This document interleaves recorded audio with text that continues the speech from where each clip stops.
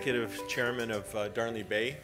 I've met probably a number of you in the past. I'll give you a brief background on my story. I've been starting mining companies since the 1980s. First company we started was Glencairn Gold. Ran that for 20 years, got taken out by B2 Gold. We were the first production that B2 had, and some of the mines that they got from us are still in production 10 years later.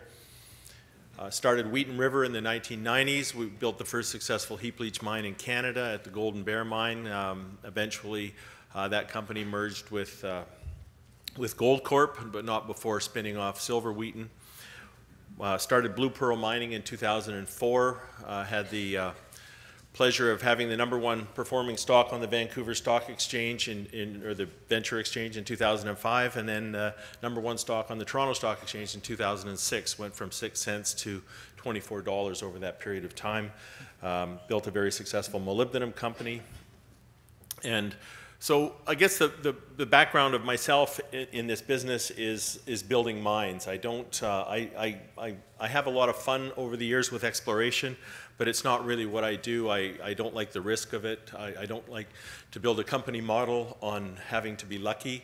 So we look for projects that we can build into a successful mine. It doesn't mean we don't do exploration. We're going to do a lot of exploration, but it goes part and parcel with building a mine. So we have a clear path to production at Darnley Bay. We control the Pine Point Zinc Camp in the Northwest Territories. It's a former producer.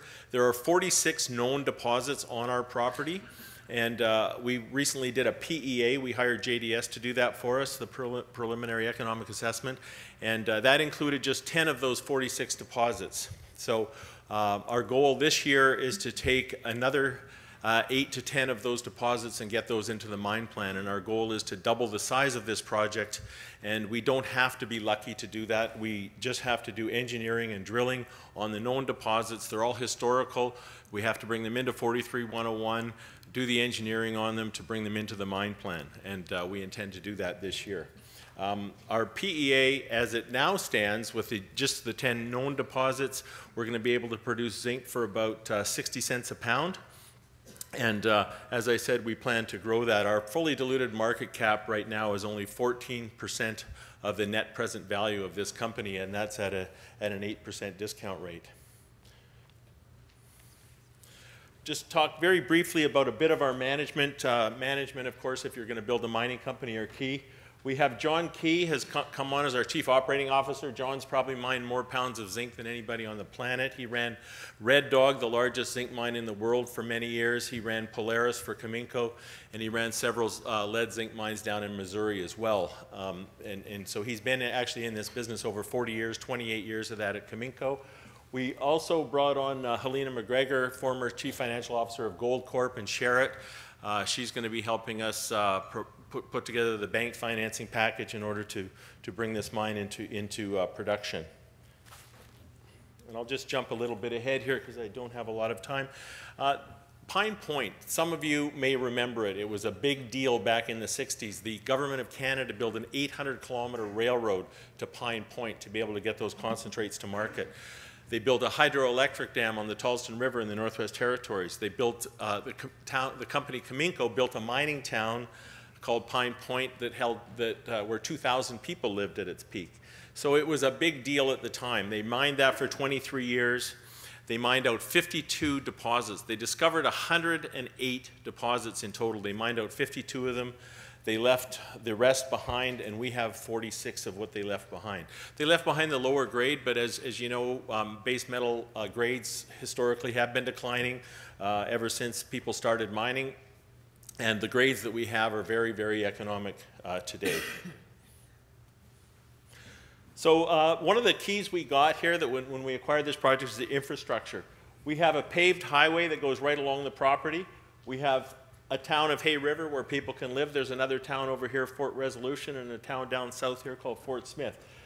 We have the only town nearby, the only town in the Northwest Territories that has rail access. It's 40 kilometers from our property. We're going to be able to get our concentrate cheaply to market. We've also got, there's a hydroelectric dam just down south here, and we have power running right along the property. We're going to be paying 8 cents a kilowatt hour for electricity, which compares to 30, 40, 50 cents in some of those isolated diamond mines in the Northwest Territories. So we have the infrastructure, and that's one of the reasons our capital costs on this project are so low. We're going to be able to build a mine here for $154 million Canadian.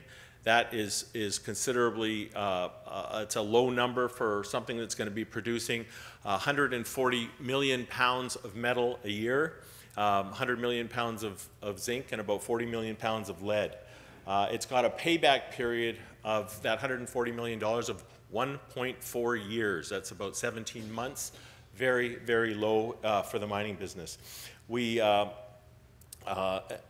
again, I say we don't want to have to rely on luck.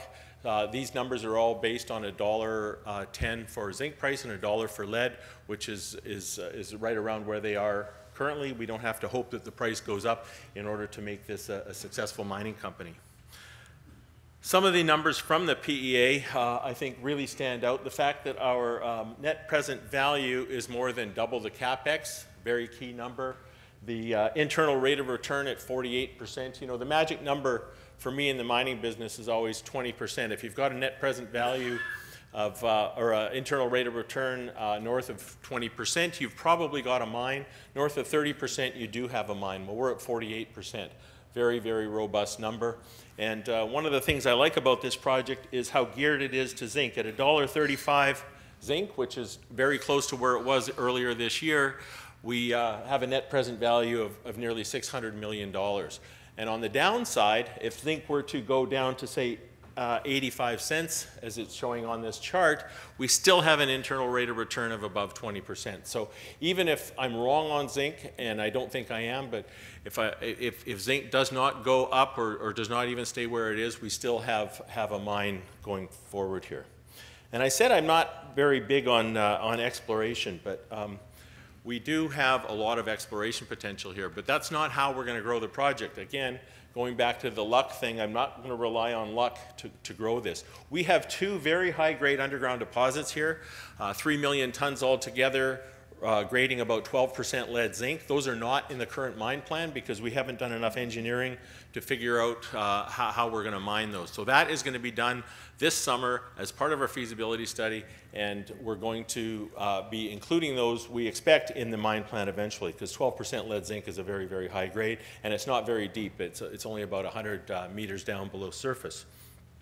We also have those other 36 historical deposits on the property that are not in the mine plan, and we're going to take the top 7 or 8 or 9 of those and drill those, do what's called confirmation drilling on those properties, on those deposits, in order to include those into the mine plan. So between those and the underground, we think with a little bit of effort, some engineering and geology, that we can double the size of this project. So you're going to look at that PEA giving us a $340 million net present value. Well, there's a reasonable chance that that's going to double over this year, and we don't have to discover anything in order to do that. We've also got a few other things. We've got germanium in this. Germanium, we've got about 16 grams per ton of germanium. It sells for about $30 an ounce. We're looking at whether we can recover that. Caminco definitely recovered that back in the day. And I did talk about exploration, and that's not what we do, but it is going to be part of the package here. And the structures here, there's 3 of them, go for more than 100 kilometers in total. And of those 100 kilometers, that's where the 108 distinct deposits were discovered. Those 108 deposits were only found on 85 kilometers of that 100 kilometers of strike. The other 15 kilometers, for a variety of reasons, has never been explored. And there's 2 areas in particular, right here where the old town of Pine Point was located. Because there was a town there, no exploration was done. The town was built before that trend was discovered. And the main trend over here, there's a 15-kilometer section in there, or sorry, a 5-kilometer section in there that was also not explored. So we're going to be exploring both of those this summer. We're starting with IP, and with a little bit of luck, we're going to find some more of those 10% combined lead zinc deposits that Caminco mined out in the past. And that pretty much sums it up. I've got a lot to say about zinc. If you want to come by the booth after the presentation, I can talk to you all afternoon about zinc. But Teck thinks that zinc is going to be the #1 commodity in 2017, and they're the second largest zinc producer in the world. Thank you very much.